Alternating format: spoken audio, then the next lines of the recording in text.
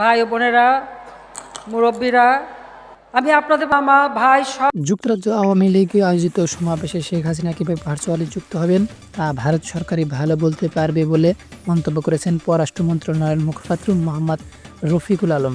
বৃহস্পতিবার পররাষ্ট্র মন্ত্রণালয়ের সাপ্তাহিক ব্রিফিংয়ে এমন বক্তব্য করেন তিনি। সাংবাদিকদের প্রশ্ন ছিল, শেখ হাসিনার সভাপতিত্বে যুক্তরাজ্য আগামী 8 ডিসেম্বর একটি সমাবেশ করতে যাচ্ছে। সমাবেশে ভার্চুয়ালি যুক্ত হবেন শেখ হাসিনা। কিভাবে তিনি এ সুযোগ পাচ্ছেন? উত্তরে রফিকুল আলম বলেন, আমরা পত্রিকার মাধ্যমে জেনেছি এরকম একটা রাজনৈতিক মিটিং আছে যেখানে শেখ হাসিনা বক্তব্য দেবেন। আপনারা যেরকম জানেন আমরাও সেরকম জানি। কিভাবে এটা ফ্যাসিলিটেট হচ্ছে এটা আমার বক্তব্য দেওয়ার বিষয় না। তিনি ভারতে আসেন, ভারত সরকার কিভাবে এটা হ্যান্ডেল করছেন তারা ভালো বলতে পারবে। আগামী সপ্তাহে ঢাকায় অনুষ্ঠান বাংলাদেশ ও ভারতের মধ্যে পররাষ্ট্র সচিব পর্যায়ে বৈঠকে ভারত অবস্থানত ক্ষমতাচ্যুত সাবেক প্রধানমন্ত্রী শেখ হাসিনাকে ফেরত চাওয়ার হবে কি না এমন প্রশ্নের জবাবে পররাষ্ট্র মন্ত্রণালয়ের মুখপাত্র বলেন, শেখ হাসিনা প্রসঙ্গে আমাদের যে ভূমিকা নেওয়ার কথা সে সময় এখনও আসেনি।